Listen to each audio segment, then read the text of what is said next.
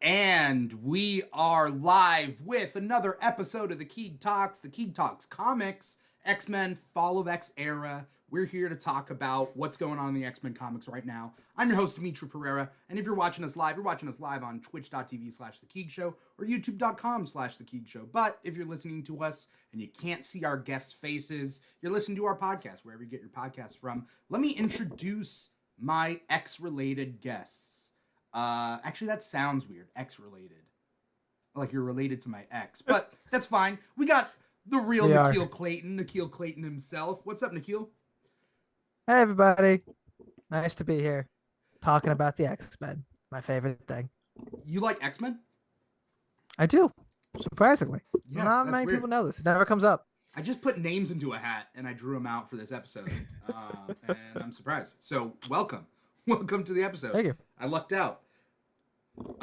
We also got Freddie's roommate. Is it Freddie or is it roommate? What's your...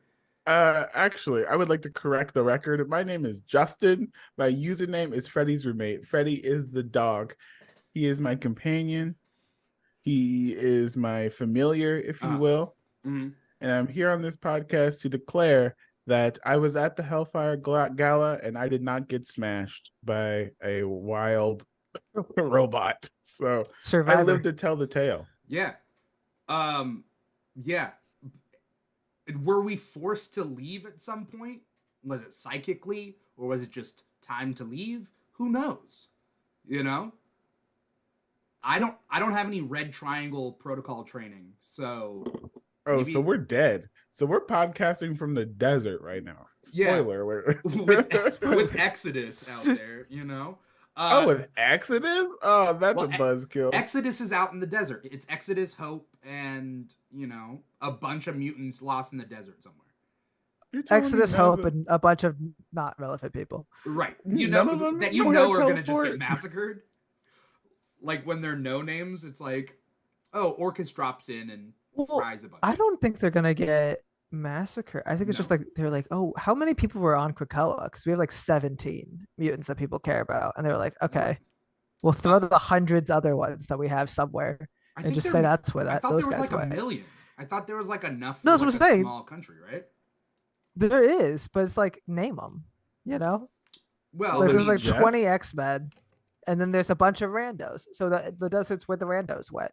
They can't randos. Die. Otherwise, it'll still be the fall. What's his name? Lanky Boy. Remember that person that was like Lanky Boy? Like they tried to talk to Nightcrawler early in Krakoa. Like, hey, can you help me out with my powers? Oh, duh. And like, nah, screw you. I got my other shit to do. Who is and it's not a boy. I think it's a girl. But... It's a woman. Yeah. It's a woman. But she has gravity powers, and she needed her gravity powers to live because she was so lanky. Lost. That's her name. Because she goes up to Nightcrawler and she says, I'm lost. And then he's like, okay, go get a map. Okay. Rando mutant. I would hate to accidentally fall into my mutant code name. Like, that's like the dad joke equivalent of mutantdom, right? Like I'm lost. Absolutely. Well, hi, lost. I'm Nightcrawler, and it's like, oh no, now I'm my code name is lost. I mean, I'm sure that's happened to more than like the usual people. Do you think Maggot chose his name? Nah. Yes, I think so. Like, I think Maggot was like, what are these two things that I got? These are maggots. Let's go. What are they called? They're called like Eenie and Meanie, right? Yeah. So I mean, I guess. Like if I was Husk, I'd be pretty upset that my name was Husk. Oh man, she's always Husk. What's a better name? Like Shred? See, you just came up with a better name in 2 seconds than fucking Husk. Like, oh man, you have a shitty power, and well, it's not that shitty. You're just ugly. No, she's like surprisingly powerful. Exactly. It's weird, but you're ugly. You know, it's like, damn. Naturally, no. Naturally, no, she's not ugly. But then, like, but there was a point where she was shedding, and like she was taking on like different personalities. Like that was like in the Jean Grey school for children era of X-Men. By the way, for anyone out there who's watching and or listening, this is going to be a deep dive into X-Men and Fall of X and whatnot. So Fall of X right now is the current era of X-Men. There have been a couple eras since the Krakoan age of X-Men started in like 2019. I mean, there was like Dawn of X, there was Destiny of X, there was Reign of X. Reign of X, and then now there's Fall of X, which comes after the events of the Hellfire Gala 2023. But X-Men has been around since 1963. It has been 60 years now. Wait, 60, 40, 20, 60 years. 60. Yeah. It's the 60-year anniversary this year. Yeah. And so, like, there's all these mutants over all this amount of time, all this history and everything. We're going to focus on Fall of X, but, like, can't help to draw from everything that we've read in the past, you know? So, does Husk play a big part in Fall of X? I don't know where she is. Like, No, but she weirdly played a big like she was in Hoxpox and then never came back to care. what did she do in Hoxpox, in House of X, Powers of X? She's one of the team members that goes to stop Nimrod. I'm pretty sure. Like And Cyclops, dies? her, Wolverine. The yes? Suicide Squad team, right? Yeah. Yeah. Okay. But they all come back. So Yeah, because there's she's resurrection back. She's around. protocols. There's not in Fall of X, but there's resurrection protocols on Krakoa. We can bring mutants back from the dead. There was this whole like setup through like with the Krakoan age of like this is their big break. This is them being who they want to be, having their own mutant country, and then Fall of X is humans don't want to have that around, so they're gonna destroy it as humans do. How are you guys liking? How are you guys liking the Krakoan age in general? I like it because I don't know if you've experienced this too. Before Krakoan age, you're like, all right, let's get some new ideas. And it was such a radical idea. Even if I didn't like small parts of it, I'm like, at least it's new. At least I don't know what's gonna happen. At least it's gonna like surprise me. And it has surprised me over the years, especially. But I knew in the deep down bottom pit of my heart, because X-Men always lose. So the shoe's gonna drop.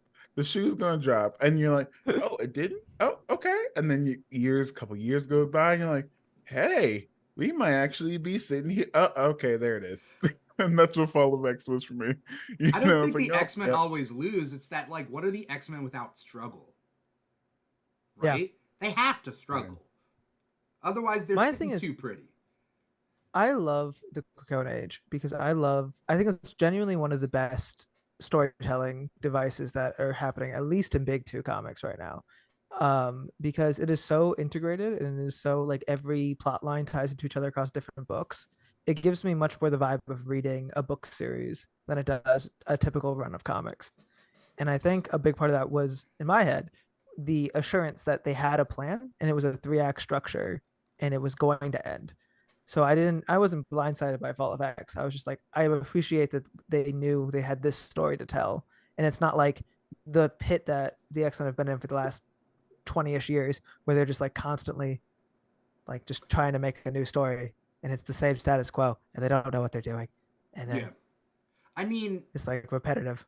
I feel like the biggest problem with the X-Men wasn't the X-Men themselves. It was Marvel editorial, Marvel mandates coming down for the past like 10 years before Krakoa, where they were like, well, we don't have the movie rights, so how about we just write the X-Men off? We reduce their series, like amount of series that there are X-related series. We give them to the Inhumans. Inhumans are a new shining, baby boy.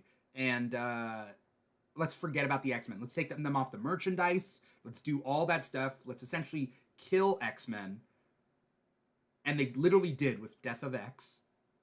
And like... Yep. And plus, Inhumans versus X-Men like literally was Inhumans get powers at the expense of X-Men dying. Yeah. That was the whole plot of that. Ridiculous. Yeah. This is why I don't give a shit about Ms. Marvel. Not the character. Like, I love the character. I don't give a shit about her becoming a mutant. Everyone's so outraged. Like, what about the Inhumans? I don't care. Fuck the Inhumans. I agree. I'm an Inhuman hater. I'm like, the only person that I care from Inhumans, I'm one person I care about for the Inhumans are Moon Girl and Ms. Marvel, and Okay, Ms. yeah. Marvel's a mutant. So Yeah. we just gotta win Moon Girl, and I'm happy as a clam. I mean, I don't like the. Okay, so for anyone out there, yeah, Miss Marvel is a mutant now. She just had her Miss Marvel, the New Mutant #1, which talked about some changes and some things were mentioned in Hellfire Gala.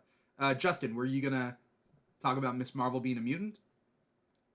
I will say I feel weird about it because we all know people have been saying on the internet for a long time, if Marvel had the rights to the X-Men, Miss Marvel would have been a mutant. Yeah. But I think not being a mutant low-key saved her from like being No, rebel. but the thing Well, is, back then, it saved her because they were writing the X-Men out. yeah, Like, Yes. It's like that's I let me finish. It's like okay. it saved her in a weird way that the Inhumans were frankly lacking personality and lacking interest so much yeah, that allowed Miss Marvel to be like a standout character. You know what I mean? yeah. She was allowed to stand in front and be her own character separate from the Inhumans. I feel like if she was a mutant from the jump, I Yeah. feel like she would have unfortunately turned into Jubilee, which was like the hip new young character for a long time. And then some writers like, you know what?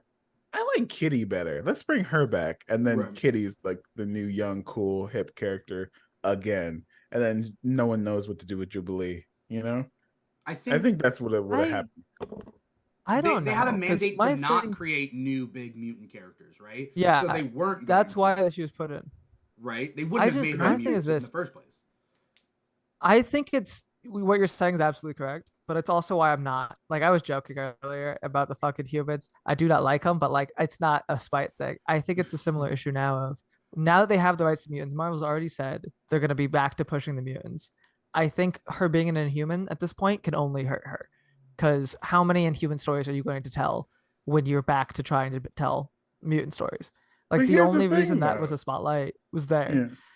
But she's more an Avenger character anyway. You know what I mean? Like, come on. I would like her put on the her like in I a mean, similar category like that we I do. like her on the Champions. I like her on the Avengers, but it's like I don't know. She didn't have a solo series for years until now. Like this is the time to be an X-Men. But she They had can a retcon solo her ass series out for again years. later. She had a solo Yeah, series and then they for got rid years of it. upon years. And then they stopped. And then this is her first foray back, right? I mean personally in a perfect world, like I love by the way, like I'm always on the side of X-Men. Like, they can do no wrong. And even when they do no wrong or they do wrong, yeah, I'm okay, in a perfect world though, I would have liked Miss Marvel to just be a product, like a experiment or whatever, like Spider-Man, like a freak accident turns her into Miss Marvel, and I think that like could have been nice. She didn't need the X-Men, but she shouldn't be an Inhuman because Inhumans are long gone now. Like there's no Inhumans worth reading. I think that Kamala Khan is an Inhuman the same way Wanda is a mutant. And that is to Wanda's say, not a mutant. Wanda's not a mutant. She has connections with the X-Men. Right. But I would categorize her as an Avengers like member or like in that world. You know what I mean? Does that make sense? Yeah. I don't think they're gonna keep Kamala like on the team. I think Really? this is No. about the segue right now in the New Mutant book, but I would not like I don't think she's gonna be an X-Men member. I don't think she's going to be anything like that. I think it's just giving her the flashier title. So that for now. when they do big X-Men events, she can be included. Yeah. Because I don't think she's we'll gonna ever hang get with a them. big Inhuman event. Yeah. Miss Marvel, the New Mutant came out, and these are events that are, predicated off of, like, Hellfire Gala 2023. All the shit that went down. This was the Empire Strikes Back of Hellfire Galas, right? Like, this was, like, shit ended badly. Where do we go from here? Miss Marvel is explained to... Basically, the Terrigen Cloud that gave her Inhuman powers hit her before her mutant powers manifested. She was both. If her mutant powers manifested first, the Terrigen Cloud would have killed her. But the Terrigen Cloud hit her first, which then made her mutant powers go dormant. Like we have Which not seen her. I mutant will powers. say I don't understand at all. If it's your genes, how does it not having like? Because if it's like a puberty thing, which is how mutant powers have always been, Mhm. like it's in them. It just hasn't been puberty Activated. yet. So So how does that? with my understanding, oh, you okay? Do y'all hear that? No. Oh my god, sorry. There's some TV or something playing very loudly in my headphones. Oh. They're like in real life genetics, we have like multiple genes, and then we have like genes that are on and off switches. So essentially, like it's just an on and off switch, right? That activates the expression of those mutant genes. Yeah. I feel like it's in her. So the mist Yeah. should still Well, like I don't affect know. her. I don't Well, know. Has there been evidence of like mutants that weren't activated yet being killed by the Terrigen Cloud? I don't know. I don't remember. I don't think that that's just a thing we would know. Yeah. Like she's the first time they've tried this excuse to my knowledge. But, There's like, there's an babies didn't older die, right? character. There's an older character that's like supposed to have been this. That was the first half inhuman, half mutant. That I don't know nothing about. But their Is it- name's Luna. Oh, Luna, Quicksilver's. Yeah. Yeah. Quicksilver's daughter.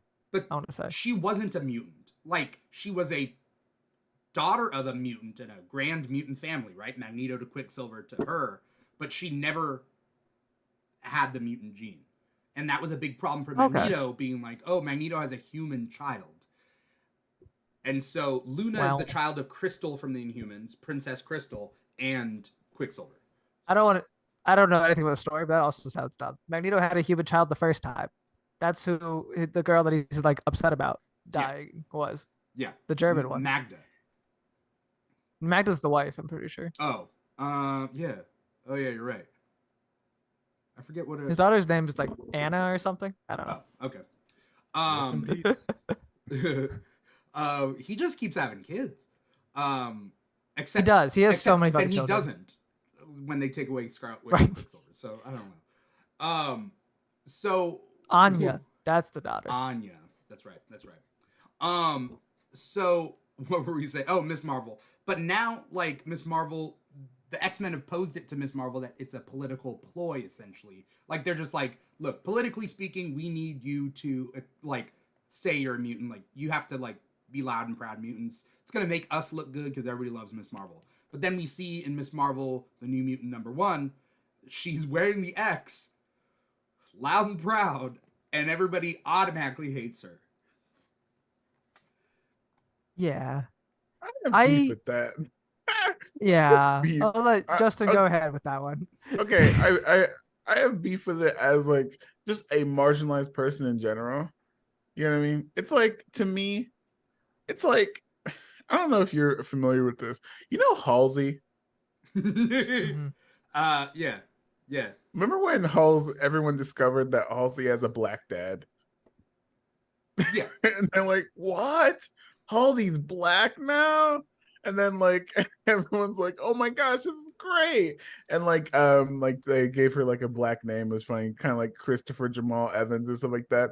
And then it got weird when people were like, Halsey should speak on black issues. And I'm like, I don't know about that. I don't, you know. And then it feels like that, you know. Did you know that Kamala Yeah. Khan now? What? Kamala Khan has to be the face for mutantdom. And you're like, I don't know. You know, maybe there's a better spokesperson for this. I don't know. My thing with it is I feel like it's an interesting like meta joke of the X-Men's, like she even says the thing they used to say in like the 60s X-Men where she's like, maybe I can be the shining example of why not to be afraid, and then immediately gets a crash course at all X-Men history as they're all like, no, that doesn't work anymore because now you're an X-Men, so go fuck yourself. But I think the story, like I think the real world comparison of being like Kamala Khan doesn't know what prejudice is a little strange. Yes. And I think that especially like they mentioned that I had to really forgot about this, but they mentioned in the comic that she's also faced fictional oppression. Like that's another, not only is she an actual brown woman and a Muslim, but she also was like literally outlawed earlier in her life. Oh yeah. But yeah, Because and then of I her think it's also age. very It was like weird. like an age thing. I think it's also very weird of like story-wise, you're there spying on Orcus. Why would you tell them that you're a mutant? Right. And like, yes, no one knows her secret identity, but now you made your secret identity more of an issue because if they do figure it out, you're now fucked. Otherwise, you were fine. Right. But they're not going to give a fuck about Miss Marvel if Right. you're not a mutant. So let's Weird. touch on Hellfire Gala because I want to talk about the stakes for Miss Marvel. What's going on with like the Hellfire Gala and like all the crazy things that are happening, and I quote, X weeks later, right? Yes. Except I think in X-Men Red where they say a number. Everyone else is stuck to X weeks. Because there's like a time jump, right? And it's just like, okay, X weeks later. Which they've played around with the letter X since Hawksbox. Does X stand for 10? I think Does it's X cute. stand for a variable? Does X stand for the brand, which is X? I like it. It's cute. Yeah. Everything's X. It keeps it's fine. X lives of Wolverine. Does it mean 10? Does it mean X lives? unknown? No, that one's the one that angered me because it wasn't 10. Because there were 5. It was 2 things of 5. Like 5 X lives and 5 X deaths. So it should have been 2 V's that make it X or something. But they just promoted it as 2 X's. It was X lives and X deaths. That's ridiculous. It was not 10 lives. It was 5. X is unknown. It's not 10. Nikhil, you work there. Why didn't you say that?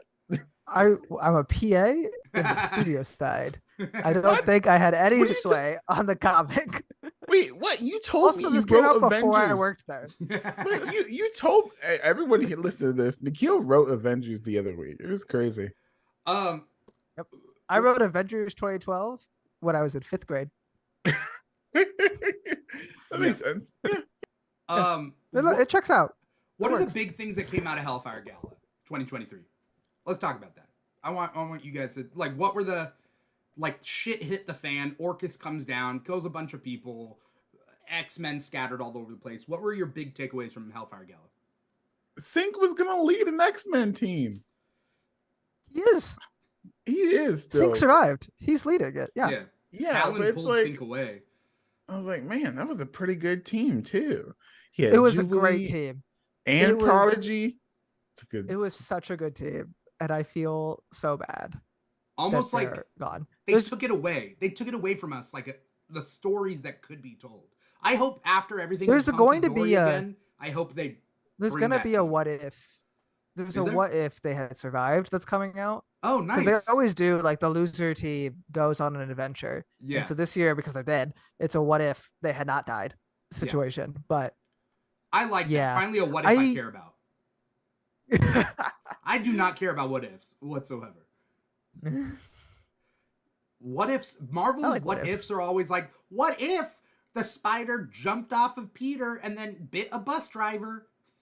Like, it's like, okay. But that's a good question. What if the spider jumped off that of is Peter a good, and a bus driver? I'd be very interested in that. Okay. It's like, what? Come on. Comes great power, comes great responsibility to transport everyone on that bus. Come on. Exactly. Power. It works. It works. Yes. This could be a great story. And then he'll join the multiverse, and then he'll be in the Spider-Verse. It'll be a whole thing. Yeah. Trust me. Anyway, what were we saying? What if that team? Oh, the team was super cool. And then like a lot of them get ripped apart. And I love the fact that Jubilee has grown to the point where she's essentially like, fuck you, and then she dies. Like, you know what I mean? Like she's at that. Yeah, she got the last line. Yeah. She got the last line. If I'm gonna die anyway, it's gonna be like you a bitch. I also think they lucked out so much that Juggernaut won that vote. Because if this was the plan, like imagine they do this and then they have to explain how any of the other members survived instead of Juggernaut. Like Juggernaut, you can hand wave and be like, yeah, he lived. It's fine. Don't worry. But like if it had been Jubilee, like how would she have been like, yeah, she was there and then she's okay. So don't worry about it. It's fine. She went to get appetizers at the exact right time. You know, she becomes part cyborg. Recently, there was a team up between Jubilee, her aunt, and Lady Deathstrike in the Marvel Voices X-Men. And you could have just been like, okay, she's been ripped apart, but she's still alive. Let's use Lady Deathstrike parts on her. Ooh. You know, you could do that. Cannonball, he's nigh invulnerable. He just bounces off and like fires off into space. Now That he's was- lost in space. Like, Ooh. you know? That was the one that a lot of people were commenting on when I did my little recap of like a lot of people were like, how did Sam die if he's blasting? I was like, he's nigh invulnerable. Yeah. Nimrod dropped out of space on his head. I Yeah. think we could call it. He's That also, was he breaks the blasting at that nigh. point? He is, yeah. Okay. Wait, can he He's hover? blasting the fun. I don't know. I don't think so. I don't think From the way I've his never powers seen work, him but hover. he's clearly. I don't know how that like splash page where they're all together is supposed to ever work. They all just like come together and do like a model pose, and then I guess normally go back to their seats. Yeah. But The photographer is just really good. Mm. He's like, okay, you're gonna blast in, and at the second you come right up to pose, I'm gonna snap that shot. But also, it's I think, also. go ahead. Oh, I'm sorry. No, go ahead. You got it. It's like I get it. I get what they were trying to do. I understand no one's really dead in comics. You know what I mean? I understand that as a human. It feels kind of shitty. This feels like the most diverse X-Men team ever. And they killed You him know, off. we had 3 black people on the team at the same time. And like, oh man, like we could have had it all. Well, you know why, right? Is because I think it's a correlation, it was the not a vote. causation. I know. Like I feel like know. they were like, you can vote for the one black person that's going to be on the X-Men team was like the original pitch, and then they figured out the city they're just going to kill them all, and all of a sudden there was a ton of POC represented that got murdered. I mean, generally speaking, I think it's a correlation, not a causation thing. I think that X-Men has always been really good with putting females, like having a really, like the strong X-Men are women, right? Like really strong X-Men characters. But they've always lacked on putting people of color. And they always point at Storm for being both. And then we haven't had like a black man on the X-Men team until Bishop. And that Sync was on it last year, right? Well, I think he back meant in from the beginning 90s. till Yeah. the first one. Bishop, and then I think later Sync, 30 years later. Like it took 30 years to get Bishop, and 30 years to get Sync. The other damning thing is that yes, they always parade Storm, and they're like, "Look, Storm's the head of the X-Men, and she's a black woman." But like the next most relevant black woman in the X-Men is like Cecilia Reyes, who is or Frenzy, never been the same level. Or Frenzy's even like she's just popular like now. Is she lower than Cecilia? She was an acolyte, and then she showed up in like 1AU. Yeah, like I don't think Frenzy has that much publication. Yeah. Yeah. Yeah.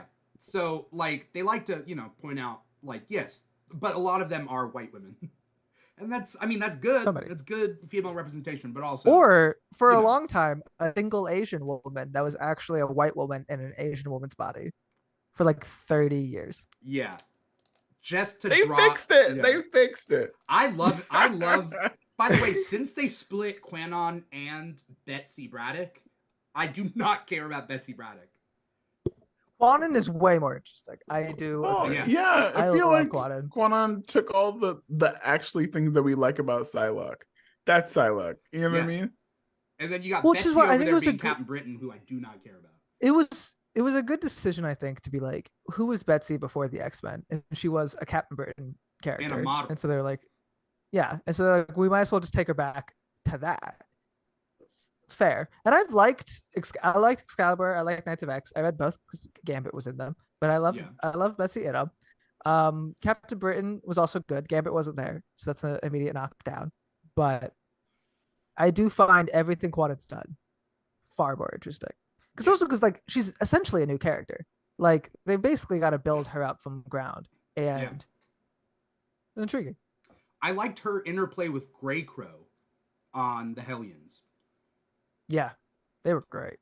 Something I've really liked about the Krakoan age is and sometimes this works and sometimes it doesn't. Giving the villains a second chance, wiping the slate clean, and being like, look, I know that we've had problems in the past, but like this is your one chance to we can go clean slate. And for some people, yeah, they invited Mr. Sinister to the island, and that's not a good thing. And then we get Sins of Sinister, and we get all that stuff, right? And that, I think, is akin to America bringing the Nazis over for the space program. Like, yeah, it's very Operation you know? Paperclip concept. But they're like, yeah, we need it. Mr. Sinister's Peggy. I'm sorry. Yeah, but like, I feel that like someone like Grey Crow, mutants that have essentially become Brotherhood members or really bad murderers or whatever, are they bad murderers because they themselves are bad, or because their situations and their oppression have made them that way? And like, now if we take away both of those things, can they be better people? I think Grey Crow is a good example of like, yeah, the Blob being just a bartender. He's like, he doesn't want to fight. He's just a bartender. Which, again, we're jumping ahead, but it made me sad that he's in the Brotherhood in Uncanny Avengers. He's like, you were doing tricked, so though, good, right? bud. No, yeah, he's absolutely confused. But like, Yeah. you were doing so good. Like, what are you doing now? I feel bad. But I do. Grey Crow, I think, is fascinating because I think a big part of the Crone Age was recognizing that a lot of the mutant villains, like you were saying, are like, they're villains because of a difference in philosophy, not because of really, they're just naturally evil. Yeah. So those are people you can reason with and create a country with if you can have diplomatic relations. Mr. Sinister is on the just actual evil side, but so like was Grey Crow. Grey Crow was just hilariously evil. He just liked killing people and enjoyed, seemingly for the longest time, did the mutant massacre for like fun. Like he's just like, the only good mutie's a dead mutie. It went down at the tunnels. They came up with like the whole rest of that story later. But like, to make him such a sympathetic and interesting character and to have us like root for him, Yeah. crazy. And now he's like making gumbo at like rescue stations for people for some reason.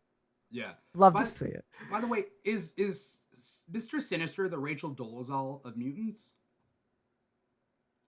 Yes. No, I was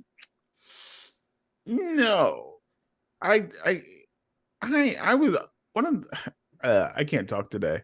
I think I was always weirded out about Sinister being a quote unquote on the Quiet Council and then X-Men. I always hated it because weirdly, unfortunately, in the world of the Marvel Universe, Sinister's not wrong.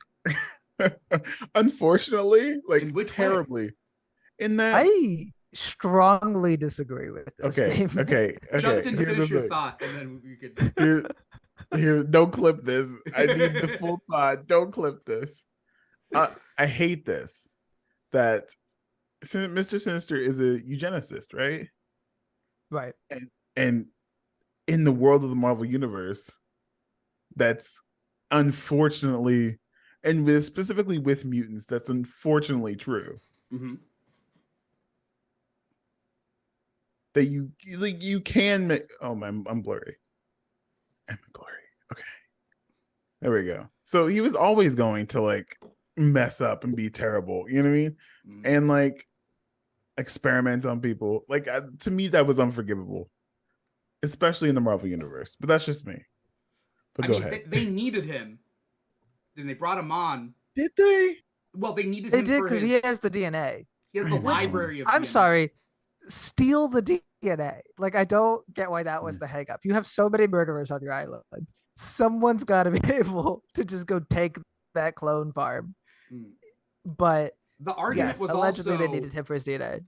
keep him close so you can keep an eye on him, but that didn't work either because he outsmarted them. So No. like the goal was allow him on the island so we can, he's here. There's a level of like reasoning that makes sense because Sinister was essentially doing resurrections with the Marauders decades ago.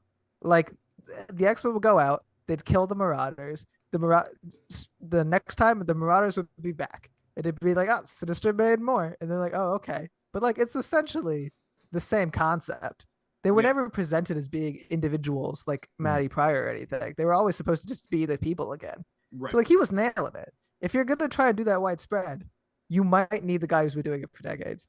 But I don't know. There's also the fact that he's not a mutant. That's what I'm saying.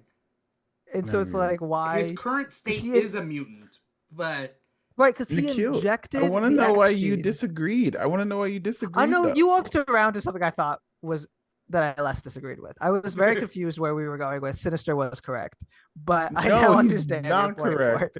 But like people, unfortunately, like no superpowered beings being used to create Yeah. better I mean, I think superpowered that's one beings. of the. Yeah. I think that's one of the funniest like jokes to say with Sinister is that he's this absolutely crazy eugenicist.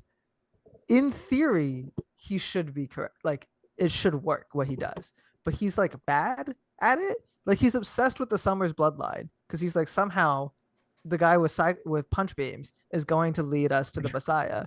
But it turns out that it's Cyclops' adopted granddaughter. Like that's not genetic. You fucking flopped that. You're lucky that Who's was Cyclops' close enough to what adopted you said. granddaughter? Hope Summers. Oh, okay, yeah. I forgot about that chain. Yes. But it's like he's lucky. That's not actually really anything he was doing at all. Or up until Since the Sinister, he would try to make chimeras, and they would not work. And then he was like, "That's the whole thing with Rasputin 4." He was like, "I've never gotten that many people in one person before. They'd not exploded." Hell's yeah! Look at I'm that. so glad Rasputin 4 is like real now. Like at this time, like Me too. such a cool design. Like, oh my god, that was so cool. Also, it's She a does. flip Her of design- other time travelers because like she's nice and idolizes the heroes. Like she's gone back in time and she idolizes certain people, and that's a flip from all the other like time travelers. Yeah, she's not like the gritty, grumbly one. Yeah, Though She's Cable not gonna has his look moments. for the X traitor.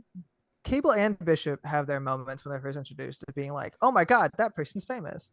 Like Cable just recently had one with Rocket Raccoon, where he was like, "Rocket Raccoon's the greatest outlaw or something that ever lived. Love that guy." And then when Bishop shows up, he's like fanboying about Cyclops, and he's like, "Not every day a guy from whatever sector gets to meet the Cyclops. Yeah. This is amazing."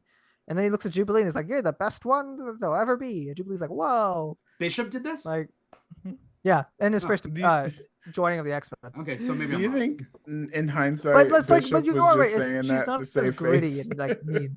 Yeah. What was Justin saying? That's Do you think in hindsight Bishop was just saying that to Jubilee to make her feel better? Like, oh yeah, you Jubilee, you're the best there is. I don't think he cared. That's the thing. Like he didn't have that, like compassion. That Rasputin 4 seems to have. So with the Hellfire Gala and with everyone being scattered with this Krakoan age, because Hellfire Gala comes off the heels of Sins of Sinister, and like there are some big things that happen there, and then they like rewrite the time, and then like somebody has gotten Dominion status, which all of these are very like lofty science fiction stuff, which is kind of what the Krakoan age of X-Men has been all about. Is like very high concept science fiction, right?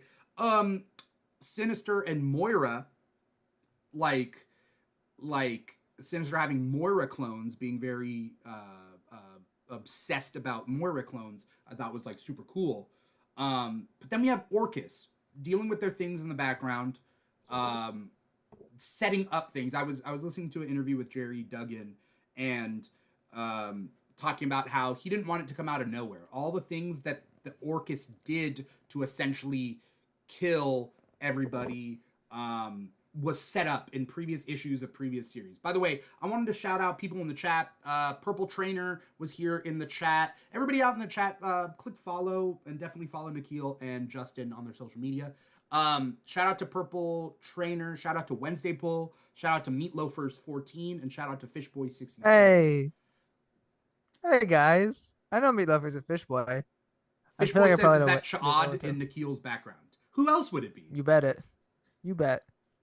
Who else would it be other than Cha'ad? Well, I guess it could be Abomination. He's kind of close looking, but you know, that is Cha'ad. This is Chad. Love Chad. So what was I saying? Oh, how have you guys been feeling about Orcus and their machinations? Because they hit him on a multi-pronged assault. Best villain the X-Men's ever made. Yeah, Like- I think Orcus is way up there. Yeah. They Are there essentially created efficient? villains from Oh, go ahead. scratch on some of those, you know? Like Dr. Stasis. Well, is Dr. Stasis from scratch? I don't know. But I like, what's his name? What's Redskin guy? I just did a video on him. Why am I forgetting his name? The guy who wanted to colonize Mars. The human that, like, You know what I'm talking about? Oh. White hair. Oh. He's an Invincible Iron Man. Oh, Fei Long? Fei Long. Yes. Yes. Fei Long has been crazy. Like one of the best X-Men villains. Justin, what were you saying? Long time. Oh, I was gonna say in terms of like, I guess the last 10 years, easily best X-Men villain, most interesting X-Men villain, most effective X-Men villain. We're talking about I would the say team in the or last him specifically. Orcus, I guess Orcus in general. Like Yeah. I can't think of a better or memorable villain organization, or just villains in general. Maybe since Professor X's twin sister, what's her name? Cassandra Nova. Cassandra Nova. Yeah. Like really, like you know what I mean? We'll be talking about Orcus for decades after this, you know? Yeah. No, Yeah. I think it's fantastic. I think the idea of making it a collective is also very smart because it gets us to work in like the way they all work together as well. Yeah. I think having like merging people like Stasis, who's essentially just old Sinister, with like Nimrod is a very interesting idea, as Nimrod doesn't even want to save human beings. Yeah. And I loved how they like reading the Hellfire Gala. Like I was saying earlier, it feels like reading a book. This whole Cocoon Age, and reading the Hellfire Gala really felt like reading the end of a book. It was like all these little plots from all these different series coming back up in a way that just absolutely destroys the X-Men. Right. And it felt very earned. I was like, of course they can do all this is this. the end of the Cocoon Age for real? I don't think it is. No. It is the end of what is called the Cocoon Age. It may not be the end of the place Krakoa, and it may not be the end of like mutants having a country. But as far as the grand vision of what this age was going to be, this is the planned end. And now after this, they're even shaking up, like the editor's stepping away and everything, and we're having a new era of X-Men.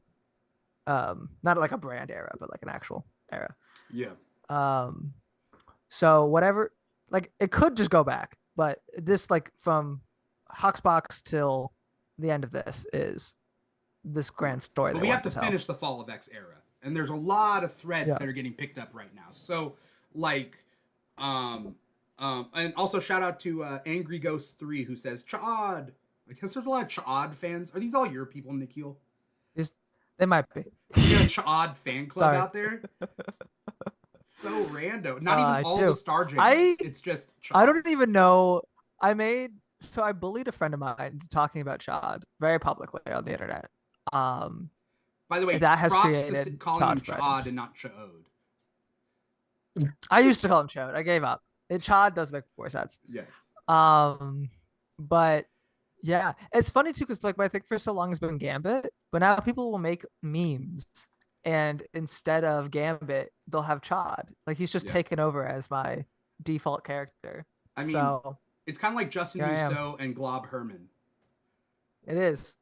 Like a lot of people just demand Glob from him. You know. Damn, I need one of those. I need a mascot. Yeah. I don't have a mascot, but I need to just find a big guy that no one's heard of and just say that that's your favorite guy, and it'll work. It wasn't enough that I declared my love for Polaris, that you know I want to be Magneto's son-in-law. It's not enough, I guess, for people. You would die. I would not. I would kill you. I would be a mutant in this scenario. Very low level mutant power. But very low level mutant power. That's fine. But you would still die. I feel like Magneto would be like, you know what? Screw you. I truly don't think Magneto cares enough about Polaris to worry about who she's dating. I really don't. Those two have been on panel together like 10 times. Like I don't think they were close. So you're saying I have a chance. So who is Magneto's favorite child? Wanda. By far. Yeah. Like canonically. Yeah. He loves Wanda. Pietro's salty about it. Polaris came into the equation later, and they all forget about her.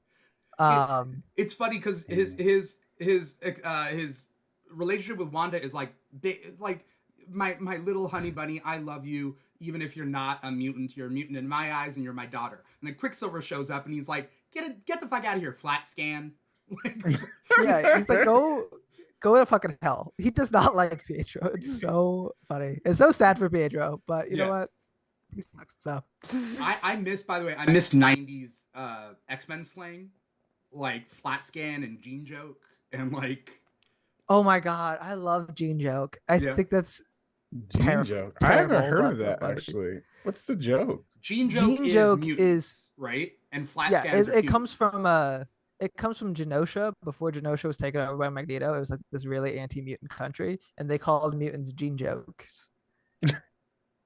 Oh, as in I thought I a slur. like Yeah. as in jeans. Ah, that's pretty good. Yeah. Pretty good. But anyway, so we got a lot of stuff that comes out of that's in Fall of X that comes out of Hellfire Gala. We have the books that came out this month. Uncanny Event. I'm just gonna throw out the titles. Uncanny Avengers #1. We got Dark X-Men #1. We got Alpha Flight #1. We got Astonishing Iceman #1. Astonishing Iceman. Children of the Vault #1. There's a lot of #1s, but then there, Mortal X-Men continues. X-Men Red continues. X-Men continues. Miss Marvel, New Mutant #1. What am I missing? Jean Grey, Realm of X #1. The Ghost Rider Wolverine thing. Does that deal with Fall of X at all? It's set. I didn't read It's set in Fall of X. It's not entirely relevant. It's got the same Big Lebowski-esque character from the Wolverine series in it. So like it's firmly set. Oh, in Jeff Bannister. Fall of Yeah. X. Yeah. Yeah. I did read this month's issue of that, but It's good. I read it all before this because I didn't know what we were covering for this. Yeah. So I sat down and read the whole thing, and it's good. Also, Deadpool 10.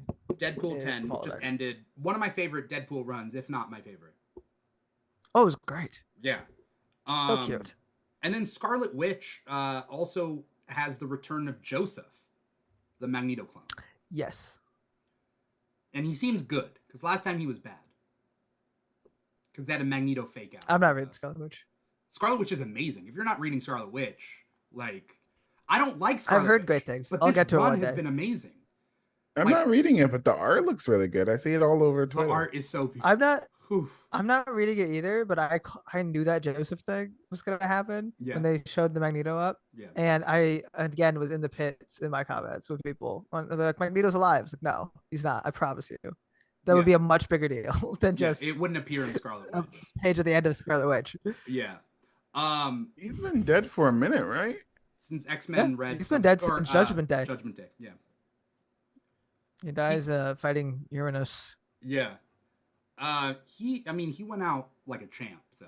Like, you think He he was did. taking, I- he's like, blasted I don't in even the need a chest heart. I can and just held keep it them- together. Yeah.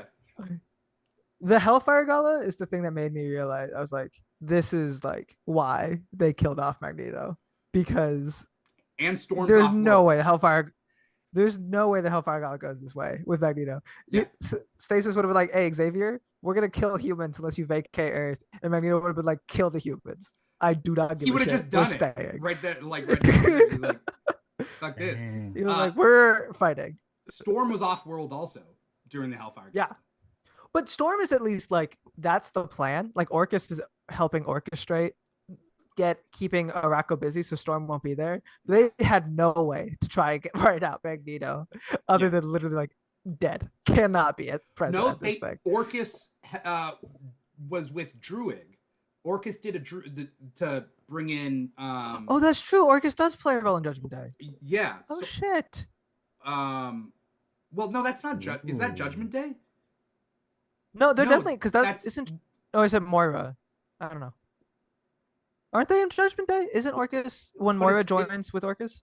But no. But what was the Eternals coming in and killing the mutants? Was that Judgment Day, or was that a different? Yeah. That's because Judgment Day is Avengers versus X-Men versus Eternals. So that's what it's called, X. Right. So the Eternals versus X-Men part was the Oh people yeah, that's coming- right. That's how it starts. But then was that takes killing place the in X-Men. Araco. You're right. Yeah. Yeah. So Orcus had a part in that with Druig. So yeah. So it is look at that. Orcus Mm. did their fucking work, man. You gotta give them credit. Effective. I like how they're like, we'll let them have the first two parties. You know, that third party, You know? Well, the second Fuck party you. is where they're poisoning the drugs, which also cracks me up. It's like no one's watching this shit. Yeah. Everyone went to the party. Yeah. Like It's Orcus has been doing their work. Let's talk about Uncanny Avengers #1. Did we all read that one? yes. How do you guys like the return of the Unity Squad? I have mixed feelings. I think of all of these, it's still my least favorite Interesting. mini. Okay. I think Really? I don't hate it. I don't hate it, but I found it the least like grabbing of my attention. I'm willing to see like where it goes, and I feel like it has the potential for a good story. It's just like right now, I don't see much happening. I like this. I like group. that they're killing Yeah. Groot. No, this group, not this Groot. Oh, I was like, I missed Groot. Did I read? Yeah. I like this group feels- because I've never seen this group team up before. I mean, it's like I get it. I get why the Unity Squad was formed. Like I get it in my head. At the same time, it's like I don't know if I have the time to read about like how good Cap is an ally. Like I am forming the Unity Squad to. That's kind of where, well, especially because like the Unity Squad is like literally just Cap. Like it's It's just I know like Deadpool, Cap and X-Men. Deadpool and Quicksilver are not like mutants, so I guess they count. But it's like it's all X characters and Cap. Yeah. In this iteration. So yeah, it depends on. Yeah, you're right because Quicksilver is an X character, regardless of whether he's mutant or not, and Deadpool is also the same. You know, yeah, you're right. I don't know. I think it's interesting because like I've always said that the Avengers don't care about mutants. Like I've always been anti-Avengers in that aspect, where it's like mutant kids are being massacred and the Avengers don't show up. But the Stamford incident in Connecticut, like the X-Men come for cleanup, right? Like they come and help the Avengers. There's a big problem, the X-Men help Avengers. There's a big mutant problem, the Avengers don't show up to help the X-Men. They're like, you guys I just got it. Right? I don't blame Avengers. Like that's just not their fault. It's not their book. It's kind of like when like the MCU was coming out Yeah. and everyone was like, "Why aren't the Avengers helping in this movie?" Like it's not the movie. Like just it's fine. I don't. So I don't have ill will to the Avengers for this. Mm. It's just like I'm going if to Thor challenge was you going on to show this. up all the time. Look at what's Right. happening in Invincible Iron Man right now. Tony is helping. Yeah, And for the first time in because my life, it's being written by the same guy who's writing X-Men. So there we go. Like Like in universe, I'm like, I can respect Tony. You know. I did not read this. I but love that title. Can someone explain to me how they're getting married to Emma Frost, Yeah. Iron Man? Does Because Nikhil I know or do you want love me to it. fill in? I read- actually think it's a I've only read wonderful Iron idea. Man 8. Okay. I've only read Iron Man 8, and I will say their flirting was more genuine than I expected. I assumed this wedding was a con, but they seem to be setting up real romance. I've not read Iron Man 9. If you have, go right ahead and tell them how it's happening. Did you have any 'Cause more I- questions, Justin? Or I'll Because fill you like in. I heard about it and I was like, ew, wait a minute. Yeah. I was I like, think wait a that's minute. well. I know what it comes from is they did this thing like forever ago. I forget what story, but they were like as part of the story they were predicting the future, and one of the things they said in that story was, "Oh, Tony and Emma get married," Yeah. and it's been like this joke of like how the fuck would that happen, and Yeah. now they're finally going to try and tell it. And I was also listening to an interview with Duggan, and he was like, It was a Cerebro. "I also, yeah, exactly," Yeah. and he was like, "Yeah, I also hated this idea." But then I thought about it, and I was like, maybe we could do it. And so Yeah. now it's happened. It's like the only way to think about this is immediate disgust and then slight pondering after. But Yeah. here's the thing, I think it works. I think it works a little bit. Like It works Because- with this. if Emma's getting married to anyone, it's gonna be someone with a lot of money. It's true. I You know, think, it doesn't have to be like a real loving marriage. It could just be an exchange. Well, this is why I assumed it was a con. Like I thought it was gonna be both of them teaming up for something, and because they're both kind of weird individuals, they thought the best way to get what they wanted was to marry each other. But like, I don't know. In that one Iron Man issue I read, they seemed cute. Like I was like, all right, I kind of see it. I see the romance here. Yeah, when I heard about the wedding at first, I was disgusted. As everybody, I think across the board, everybody's disgusted. And I was like, well, I don't know how this is going to happen, but it can't be real. Emma's not going to fall in love, blah, blah, blah, blah, blah. And also, I was not looking forward to, like, picking up the new Iron Man run, the Jerry Duggan one. Not because I don't like Jerry Duggan. I like Jerry Duggan. But I don't care for Tony. But then I started picking it up, and the first 3 issues kind of sets up the series without the mutants. Issue 4 brings in Fei Long, and I love Fei Long, and then he like meets up with Emma at the end of issue 4. And now we're on issue 9, and they're dealing with the aftermath of the Hellfire Gala, and Tony has been, down on his luck. Fei Long has taken over Stark Industries. He is helping Emma, and Emma was like, I didn't expect you to ever come back to these sewers that you left me in. And he's like,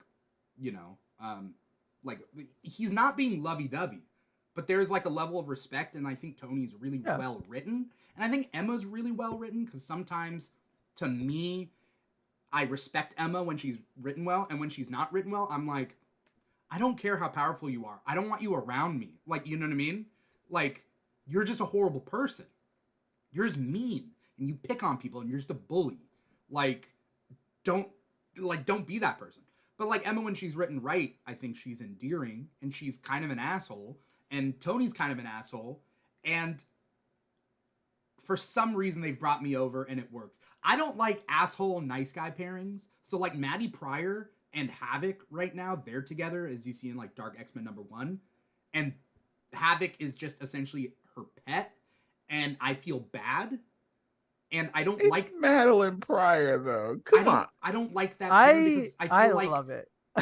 I mean, it's good for story, but like in real life, I just like there are a lot of people in real life that are in like, I don't want to say abusive relationships like that, but in her case, I guess it is. But like, I don't where think there's like they're such a abusive. big I think he's asshole just a and very such a- submissive man. He's Like, I think bottom. he's genuine. He genuinely, his biggest thing in life is he wants to please Madeline, and that's Does like, he I don't think need that's therapy abusive. It's and just then what he come wants back? in life.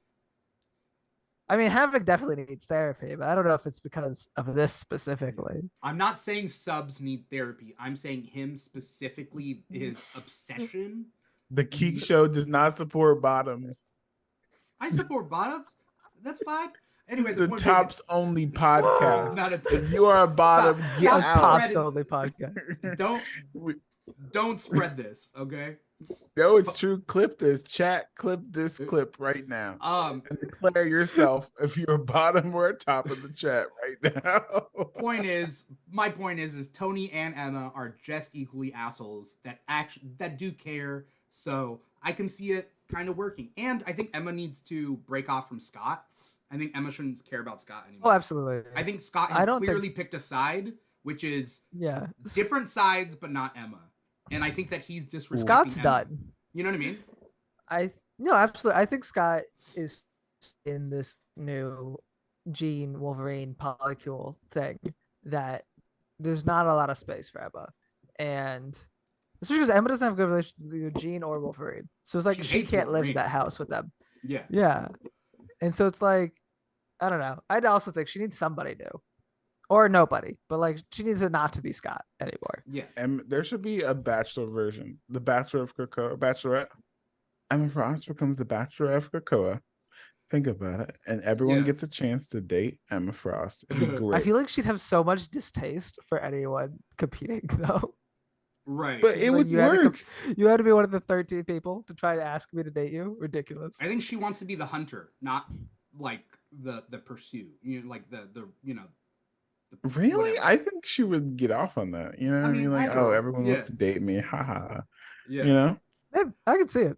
I think it's also something of like there's a fun running bit of, especially in Krakoa.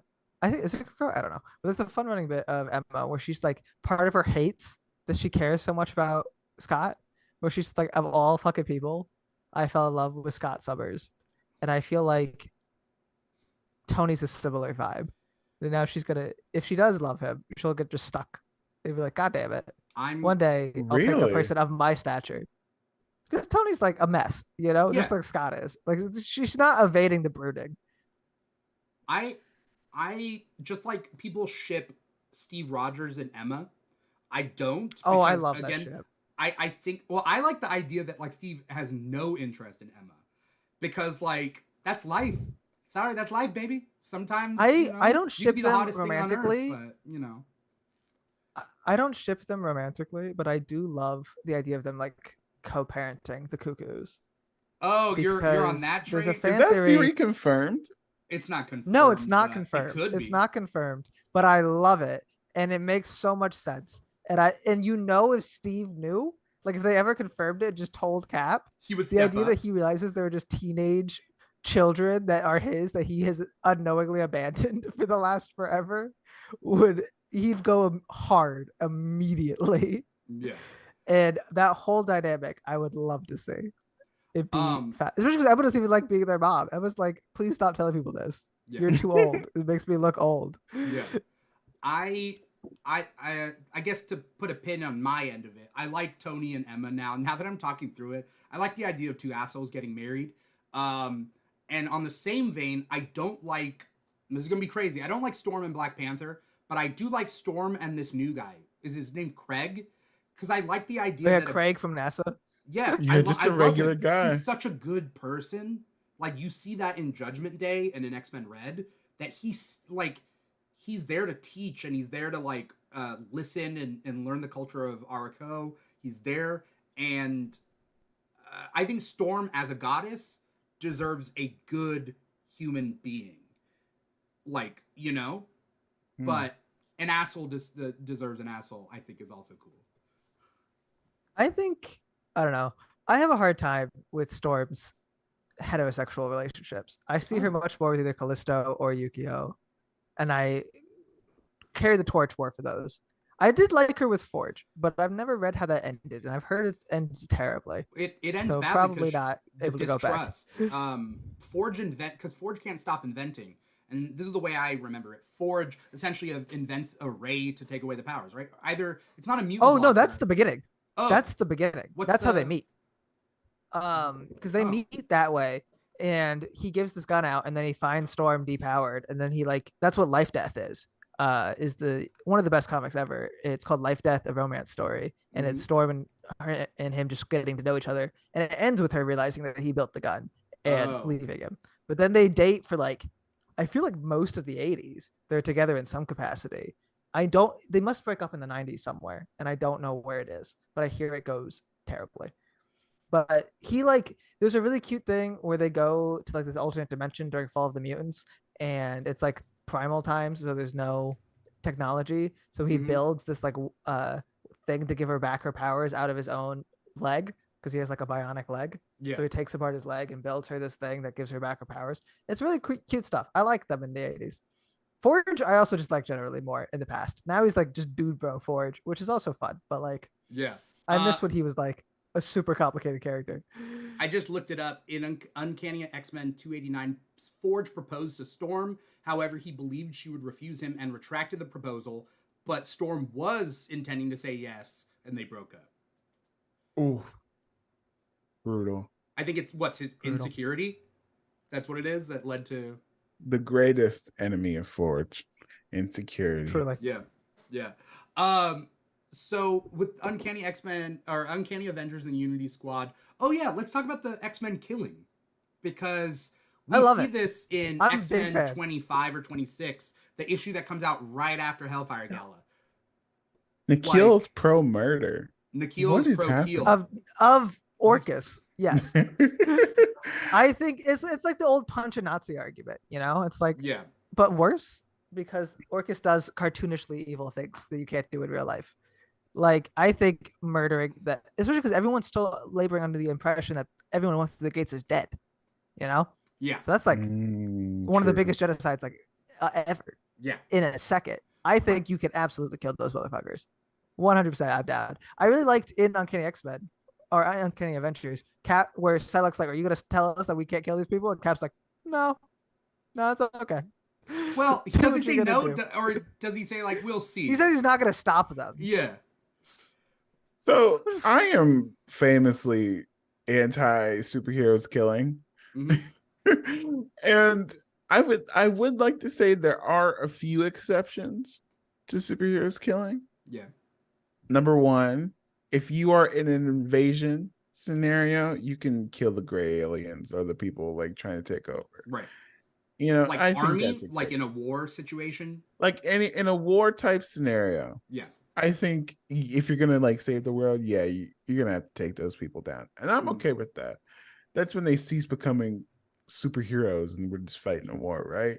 In this case, we're in a wartime scenario.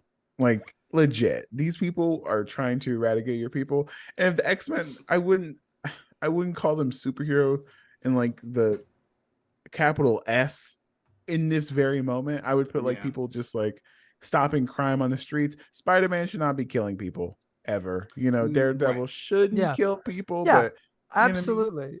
But in this wartime scenario, they are at war. Okay. Yeah. Like, especially if they're acting on behalf of Krakoa as maybe like Krakoan soldiers, if you will. I don't even know how to describe it, but like they're at war. They're gonna kill people. That's basically my sense, because it's that thing. It's like, how many bad things can you do or help do and still claim the title of you're an innocent person? Like earlier, the X-Men saved that guy from whatever raid they're doing on Orcus, and the guy's like, "Oh my god, the X-Men saved my life." And they're like, "Yeah, of course we do, because we're good people, even though you guys are terrible and want to kill us." And then they do try to kill them all and succeed. And Kitty re-meets this guy. He's like, "Wait, I know X-Men. You guys saved like, we're just normal dudes, so you're gonna save me." And then she's like, "No, like you just helped kill everyone I knew and love. Why he the went fuck back? You would I do saved that?" him, and he went back to Orcus. Like you didn't save him, and he realized the error of his ways, and he left. And he didn't just go back. He went back and then joined with guns and then waited outside the gate to kill people. Like he's horrible. He deserves to die. Yeah, she goes all out on him. Like she's a soldier. They're at war. Puts her hands through their body. The Kitty phases them into the ground. Like we see puts a grenade in one of them. Oh yeah. Two people. She like phases it into their chest. Like, bam, does she merge people? I think she grabbed two. Yeah. No, she's killing. Yeah. Hardcore. Big fan. Love it. Which is funny because I'm not like, so similar to what you were saying, Freddie. No, your name's not Freddie. Similar to what you're saying, Justin. New fan. The Shadow Cat, like, oh, Kitty's a ninja and she fights and does all this stuff thing has always been a little to me, but I'm liking it now. It finally paid off. I really dug the one issue. Yeah. It is funny though. There's this old like Tumblr post or something that's like, the issue with Kitty Pryde is every single time they introduce her, they reinvent her, and it is so fun to me to watch it now. And it's like, it is every series she's in. Like now the Marauders is over. She's coming to X-Men. She's no longer Captain Kate. She's got to be Shadow Cat. She's not a pirate anymore. She's a ninja. Yeah, it truly is. Anytime she switches series, they reinvent her character. Yeah. It's tragic. Well, her name isn't even the same. Like, she used to be Shadow Cat. Now she's Shadow Cat. Yeah, okay. It's her best code name. It is. Really gonna call her Ariel? Or Sprite? No. No, hell no. Shadow Cat's it's the best. Shadow Cat's the best name. Absolutely. Yeah. But now she's Shadow Cat. Yeah, I love the cat. She is capital S. It's all one word, but it's capital S, capital K. It's such a lovely like X-Men-y thing to have random letters like that, like Havoc and Magic. It's like sure, and I also like that they don't explain it. Like it's just on the note from Ogun that's allegedly from back then. It just says Shadow Cat with a K, and they're like, yeah, that's how it's spelled. You remember this? We didn't change anything. She's going on a rampage. Then Psylocke and Penance are going on a rampage and Uncanny Avengers. And basically everyone's going on rampages, because at least the implication I got is that Gambit, Archangel, and Maggot are also killing people. Where are they? But they feel bad about it. In Dark X-Men. Oh, yeah. Dark X-Men, they're definitely killing people. I absolutely think the idea is that every mutant that survived the Hellfire Gala is just kind of open season right now on Orcus. Yeah. Like they're going in little guerrilla shadow groups. Right. Did you guys read Children of the Vault, #1? Yes. Regrettably, and I hated it. Okay. Really? I never liked the Children of the Vault. I never gave a fuck about the Vault. It made Lord Kinney weird. I love that. No, I love that issue. If we're talking about the issue where Darwin, Laura, and I love the Sage issue, and I never cared about that anything else besides that. You know, like I was like, okay, especially with the resurrection, where it's like, oh man, we lost Lord Kinney in the Vault. It's okay. We'll just get a new one. I am so confused about the Talon Laura issue because Yes. first of all, it proves that resurrection. It goes against what Sins of Sinister proved. Sins of Sinister proved, yes, resurrection is usually the same person, and without hope is only now we're getting clones, and that's why it's not working. But then, like the Talon thing proves that it's not the same person because Talon's the real person. It's so confusing Well, to me. no, I it's think not. It's not that it's not the real person. It's that if your experiences diverge, you are a different person based on your experiences. no, but what I'm saying is like we see. I think it's in Sins of Sinister. We see Nightcrawler die, and you see his presence like talk to someone, like his soul, before entering the new body. Like it's pretty established that there is a direct line, and then a Right. big person in Sinister is saying Hope is somehow doing this. We don't know how, but Sinister is making Sinister clones, or at least he was trying to with his DNA, and all the Sinister clones have a death switch in them. But Hope has been negating this because it's actually the person. It's not just a clone. And then they got rid of Hope, and suddenly it is just Sinister clones. So Talon should not, like, it can't be Talon's consciousness if it's Talon still has consciousness, you know? Like it can't be her soul. Unless So they copy Talon the is soul. the. How do we know that Talon is the original Lord? Like, is there We a don't, chance, technically. like that there was a switch up, or like the real? Some people say she's a traitor. A lot Some of people have were been guessing pointing that at she's Talon. Seraphina, that she's like the shapeshifter one, which I don't think holds up because she's in Children of the Vault. But I think it's a play so that they have Laura, who they've now retconned to be Wolverine's actual daughter, and they still have Laura the clone in Talon. Or flip it, they have Talon, who's they've retconned to be Wolverine's actual daughter, and then Laura the clone girl, who is now X-23. Right. So if X-23 dies, do they even I have bother no bringing idea. her back? I think I they have would because no they brought idea. back Gabby when Gabby died. But Gabby do died. they? But you That's have correct. Talon there. If Talon dies, do you bring back that version of Talon? I'm just yeah. Now you. I do, assume so. I think Actually, yeah, because they did are, the first time. You know Right. what I'm I saying? don't know. This is what I'm saying. It's a big issue to me. It's like, what is happening with Talon? There But was it's a also like something that so storyline. clearly, I think, has to be a plot. Yeah. So I hope they'll just tell us eventually. Like I think we're supposed to be confused because it's so It confusing. reminds me of when they brought back Old Man Logan to the 616, and he basically acted like this Wolverine for like a long time. There wasn't any real distinguishing things when he was in a group setting. Because he's still Like, gruff. yeah, Wolverine would say that. You know, Wolverine would say that. You know, like Yeah. if he's gonna act exactly like Wolverine, in my opinion, might as well just have Wolverine. You know? Yeah. No. Yeah. I feel it. I just. Yeah. I think It's a there's weird one. something's gonna happen with that, but we also deal with like a lot of mutants have like been sought refuge in the Limbo Embassy in Dark X-Men #1. Yes. I know Nikhil and I are gonna disagree on this. I'm interested on Justin's opinion. I don't like too much magic in my X-Men. Like, I don't like Realm of X. Well, I mean, Realm of X was fine, but I didn't like Excalibur. I didn't like Knights of X. I don't need Merlin and Arthur Pendragon to pop up. Like, I'm also not a big fan of medieval times kind of thing. I think it's overplayed. Eurocentric mythology does not, like, or Anglo-Saxon mythology. I like Greek mythology, but I don't like Merlin and Arthur and the Knights of the Round Table. I'm not a fan. But that's me personally. I'm not saying it shouldn't exist. So I'm just saying. I enjoyed the new Excalibur up until Ten of Swords, and I was like, wow, that was a great conclusion. Oh, to really? That story. Like, I really enjoyed Ten of Swords. I really did. Oh, I was the flip. I really liked Ten of Swords, and I really liked Excalibur after. Oh. What? Really? Because Yeah, I love that's so fascinating. Because I think back to like a way earlier point, Apocalypse really improved thanks to Krakoa. I was like, you know what? You're an amazing character now. And I got to he was with that one guy, the Earth guy. What's his name? Richter. Richter made Richter better. That whole thing, I was like, wow, this is wonderful. And then Ten of Swords, even though there wasn't a lot of actual battles, you know, I thought it was I like the switch. delightful. I love Ten of Swords. because I thought I it wish was they one of the could best have events. used some of those cool swords that they got or something. But I was like, people oh, this thought is it was going to delightful. be Mortal Kombat, but it ended up being Mario Party.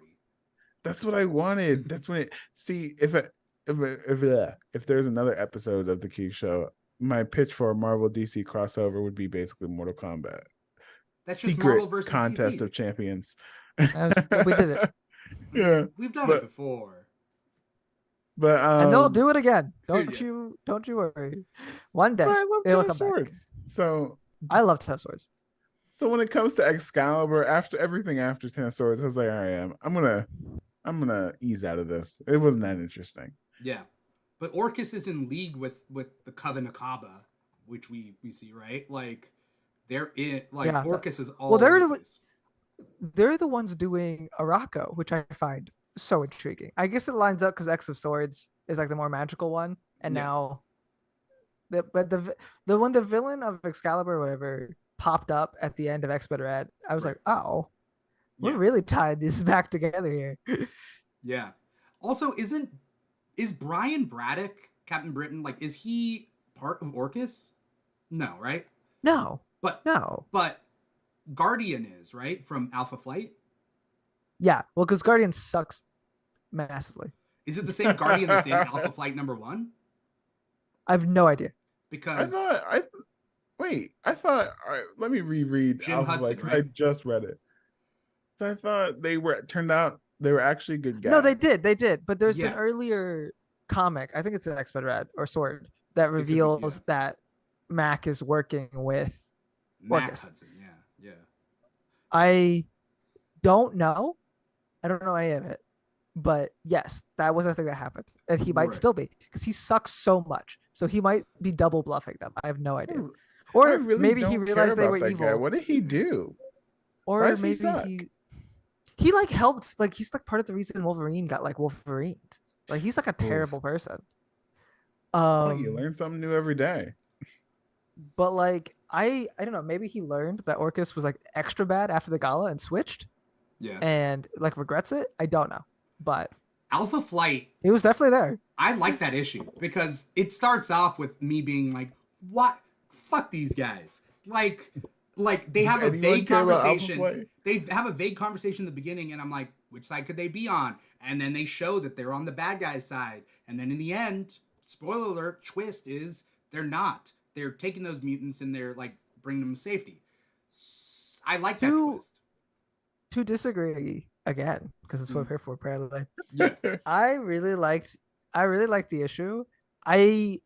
I'm still interested, but I was a little disappointed with the twist. Because I Okay. think it's the safer option to be like, yeah, this team's also good. Yeah. But it's like, who gave a fuck about Alpha Flight? You know? Like this was a chance to just be like, here's like the Suicide Squad or something, you know, like here's a team. Yeah. They're doing a bad thing. And watch Kill these 'em all. characters do bad things. Yeah. Like that, I would have been down for, especially because they specifically like the ones people do care about, like North Star and stuff. They specifically have on the other side. Yeah. And I have the hold on, I have the Alpha Flight that's like this one. Oh, Hold it in what? front of your Are we chest. serious? Hold it in front of your body. Yeah, there we go. It's like Yeah. this, and it has the mutant team fighting the non-mutant team. Yeah. It was like the cover, and I thought that was going to be the vibe. It was going to be like the story of like two Alpha Flights fighting each other, and I was like, that's a fucking cool concept of a book. No, they're all one big happy team, and they're all doing good nice guy things, which is fine if you want to be normal superheroes. But Dang, mean, how like the dare they original be premise. happy, Nikhil? Dang. I was There's- like Dakin and North Star and everyone were doing good things. That was Yeah. enough for me. I don't care about. I'm sorry, I don't give a shit about Puck. He's a funny looking character. Yeah. But like, you could tell He me has Puck a was evil, and I would mustache, not care. Nikhil. He has a mustache.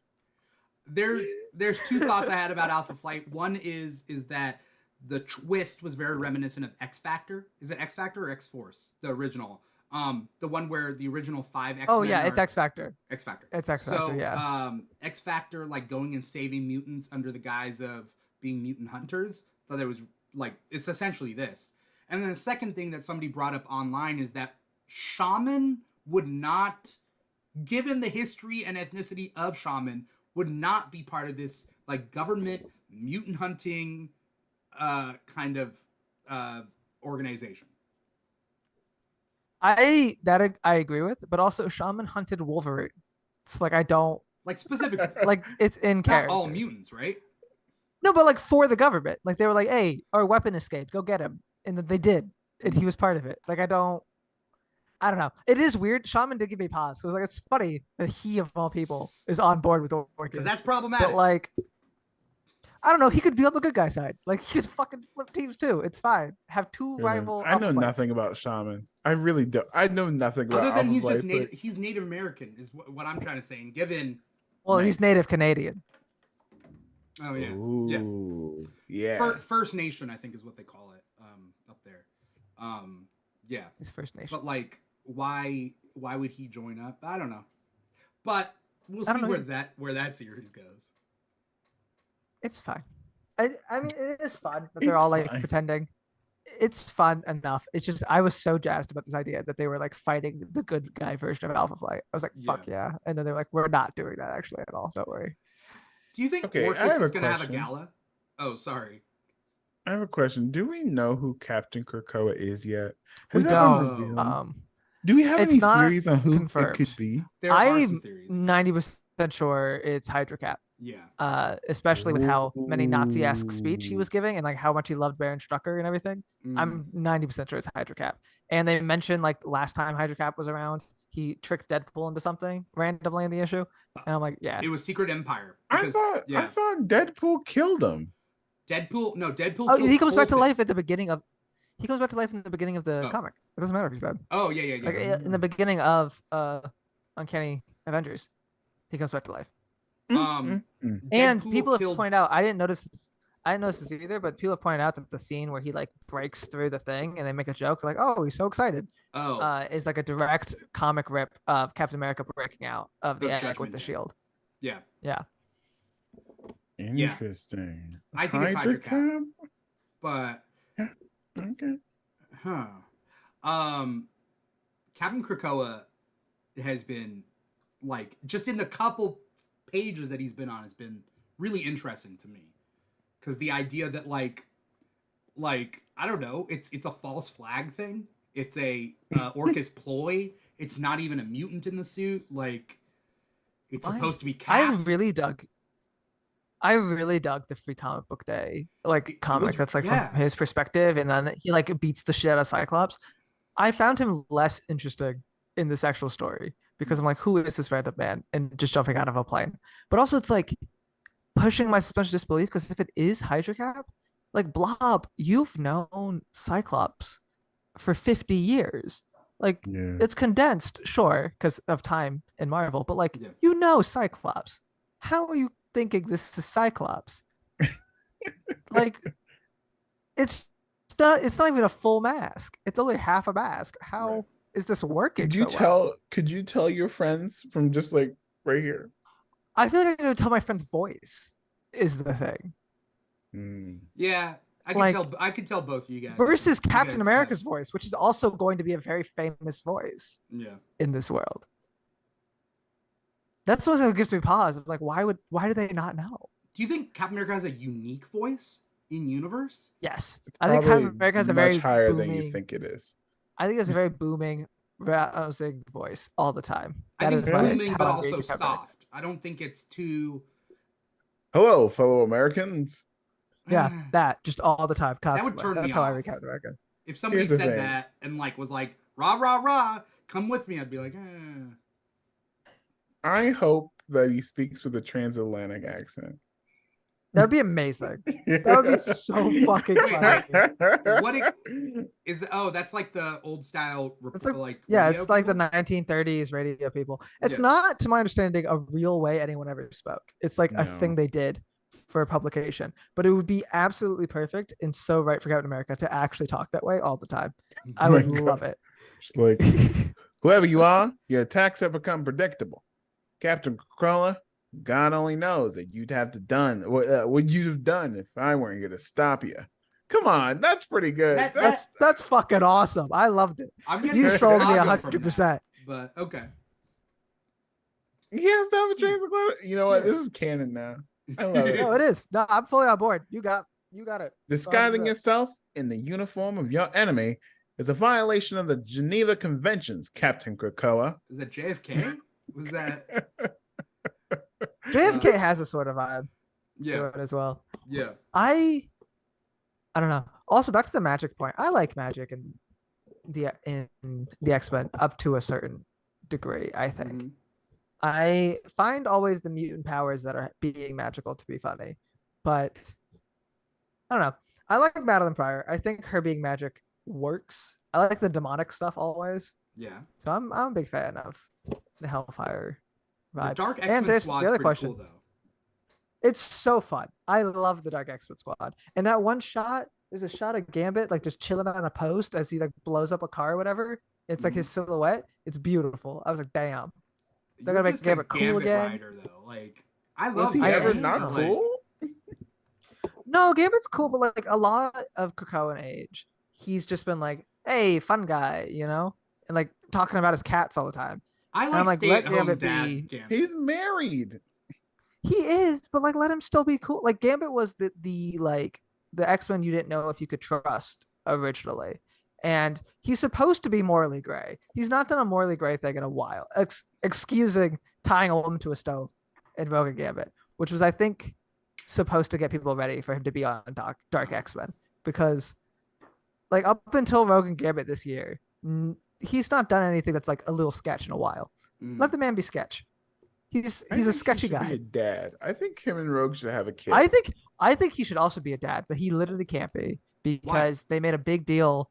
They made a big deal at the beginning of the Cone Age about how Rogue doesn't want children and doesn't want Memory to like push it on her, and it'd be so weird to walk that shit back. So I think that's just there now. Does she not want But children I also or agree. not want to be pregnant? Because I feel like those are two different things, right? She just says she doesn't want kids. Okay. I think I don't Rogue know. is a better cool aunt now that I think about it. If she says she doesn't want kids, that's cool. No, I mean it makes total sense for Rogue, but I also think Gambit should be a dad. So it does. I think the two of them should just like semi-adopt a ward or something that they I mean, just Shogo? give That them was their own like. Jubilee's kid. I know, but No, it's give them their own like Jubilee-esque, like Wolverine with Jubilee or Wolverine with Kitty or something. Give the two Oh, of them like gimmick? their own little ward. you Yeah, know, maybe. you know, it'd be kind of cool, and not as a parents child scenario. I would love to see like what Miss Marvel Kamala thinks of Rogue and Gambit, like hanging out with them. I think it'd be a cool uncle and aunt thing. I don't know if she'd be friends with No, Rogue again, but I gotta be fully honest. I Really? don't see that dynamic as well. I I'm feel like curious Gambit, what it you know would that be. TikTok meme where it's like, so kid, you want a beer? He's 4.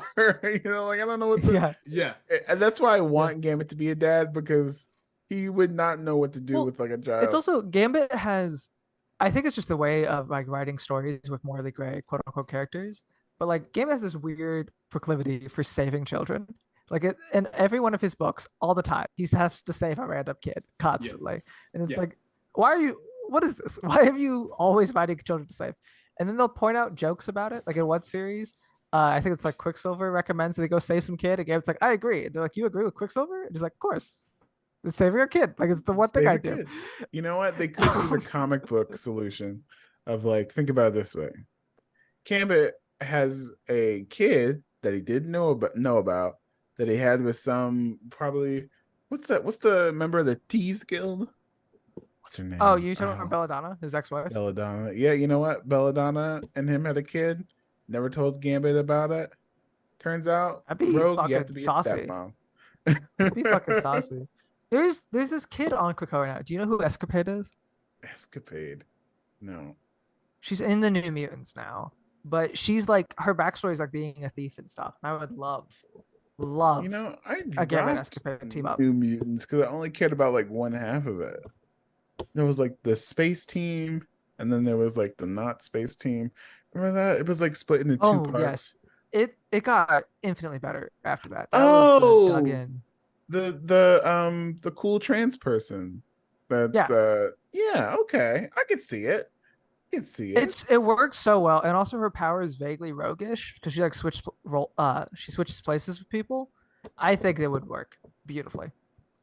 But it's not teleportation. She switches Like She like switches entire things with people. Yeah, like she could become the president. She switches places with the president. she becomes a president. Yeah, it's explicitly said that like she doesn't like take over his body or anything, but just for the amount of time that this lasts, people around her will assume the president has always been a 14-year-old girl. Like they're just like, yeah, Ah, that this makes lines sense. up. So that's my pick, but one day. I'll listen. Right, to the post. Dimitri? Yeah. Mm-hmm. Yeah, Did you guys read Jean Grey #1? Because I Yes. don't I understand. missed it. It. Oh, I loved it. Tell I me think it's how one of it the fits best into the ones. greater like frame of Well, it's this like, Fall of X stuff. well, I understand that you don't like it because it's a what if, which is the thing you It's a just what said you if. didn't like. But why But- is this? Why is this a thing right now? What is this? How does it fit I'm very into the whole framework? Basically, as what I'm understanding this is going to be, especially from all the cover art, which is all fire on every single cover, is this is how we're getting the Phoenix back. Because the Phoenix has been gone, all Krakoa, hanging out with the Avengers. And somehow Jean dies in the Hellfire Gala. Yes. Somehow Jean's coming back. And I am so sure this is how we're going to get the Phoenix back. And they're giving her a little mini to explain it. But somehow Jean's disembodied brain is either A, actually warping reality to see what she can do, or is B, this is a thought exercise that we're just watching. But she's thinking about when she fucked up and led everyone to dying. And she's going through her mistakes. And this starts with her earliest mistake, which is when young Jean Grey returned to the past and her trying to fix that. And then we see what the world would have been like if she had tried to fix it then. And then it ends with the plane crash that creates the Phoenix.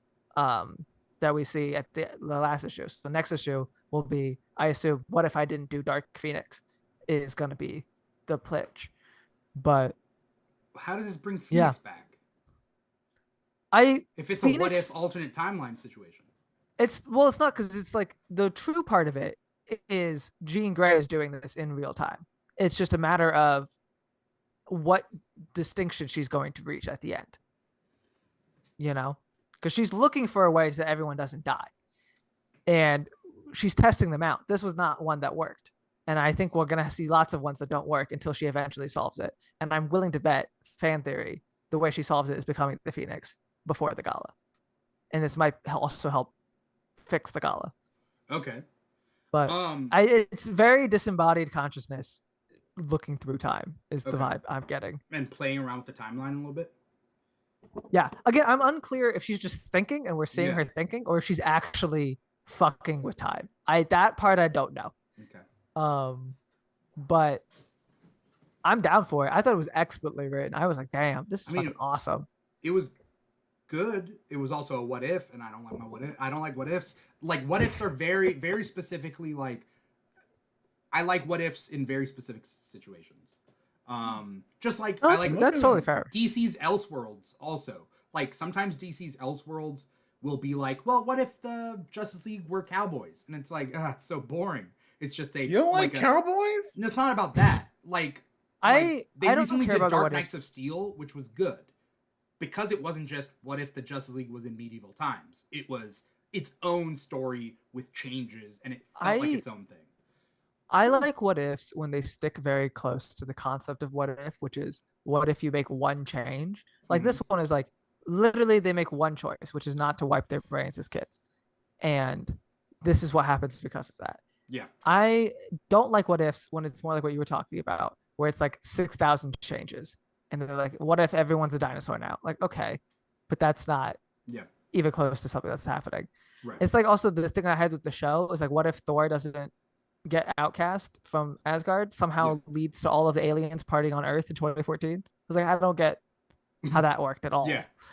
But what if also does this thing where like, okay, this is the regular timeline, and what if we'll be like, all right, we're gonna branch off, and then they keep going, and then suddenly like the universe explodes. Like they'll do that, but it would be nice to see a what if where it goes like this, and then it starts to like level out. You know, it becomes its own branched timeline, but it doesn't end with like Jean Grey that's a matter of popularity. McCran crystal and like destroying all reality, and then that's what happens. Well, that happened in 616. Yeah, I know. I'm just saying. I like I'm reading. I'm That one looking wasn't through it even right away. now. I'm looking through it right now, and I really like these stripy costumes Of what? Stripy costume. of the new O5 and the Jean Grey. Oh yeah. You know, It's these also are it's pretty beautiful. cool. It's written by the same person who wrote that original X Factor back in the day. Mm. Louise Simonson. Yeah, Loved it. yeah. Louise Simonson did a lot for X-Men back in the day. One of the big things that came out of Hellfire Gala also is Firestar is in universe retconned to be a traitor. Not in our universe retconned. Yeah. In their universe, through psychic manipulation, retconned that Firestar is their in Orcus. I loved it. I like it. I think it's fucking cool. Yeah. I love it. Justin, you're shaking your head. No, it's fine. I just truly do not care about Firestar. I don't You know. know, it's one of those this things. is I didn't great. give a It shit feels- until this moment. It Yeah. feels I was like like, fetch. okay. It's like, okay, it's like stop trying to make fetch happen. Stop trying to make Firestar happen. You know, This but was then it's like, gold, what if though. Firestar was the most important spy in the history Well, of? I don't think that she's gonna like. My thing is like, I think she's a member of the X-Men team, so she had to play a role in the Hellfire Gala, and I think this is a good way of playing into like what everyone's always thought about Firestar, which is like, why are you here? She's a race traitor. And I That's loved- like everybody's always. I absolutely loved that at the end it also almost immediately backfires, where Rogue's like, "Hey, I'm gonna kill you. I just can't kill you right now." Like if Rogue had taken a second to just kill her right then, it would have been so funny. Yeah. She's like, "I'm going to murder you," and also like so many people want to murder her. Like Rogue's like, "I'm gonna kill you." Kitty's like, "I'm gonna kill her." There's that the next like speculative Juggernaut thing. I think next X-Men comic has on the cover Juggernaut hunting Firestar. Like everyone is coming for this girl, and amazing. I love the idea that there's a double agent in Orcus through psychic manipulation that like Jean was like, I only have enough power to like change his memory. I can't change everybody's memory. I can't tell anyone. Like it's just Jean's fucking god mode in that issue in general. I Smart was idea. like, damn. In universe. It is. I It's I just and don't. she does love it while like Firestar. actively becoming Bones. I was so like I've always I didn't used to like Jean. After going back to reading a ton of older stuff, I've come around on Jean. And this issue of Hellfire Gala is the thing that really made me like a big fan of Jean. I was Why like, this didn't is you like impressive as fuck. Jean? well, I just found her boring originally, but Yeah. that's because she's boring in like the 2010s, which is what I was reading Yeah. comics. I went back to read the older stuff and I was like, oh, she's not boring. She's incredibly interesting. I thought she That's- becomes more that's my bad. interesting with the Resurrection of Jean Grey miniseries, where she says goodbye to the Phoenix and she becomes more of a character about compassion and like they finally like centered on like they settled on Jean Grey as a character of compassion, hope, like that's what we're gonna stick with instead of just being this plot device, being in a triangle with Wolverine and Cyclops, with having the Phoenix. Is she dead? Is she alive? Phoenix, yes or no? Like they were like, okay, now she's this character. I would prefer if they just owned the Phoenix. I think Jean should just be the Phoenix and that we need to stop with all this mess, which is another issue.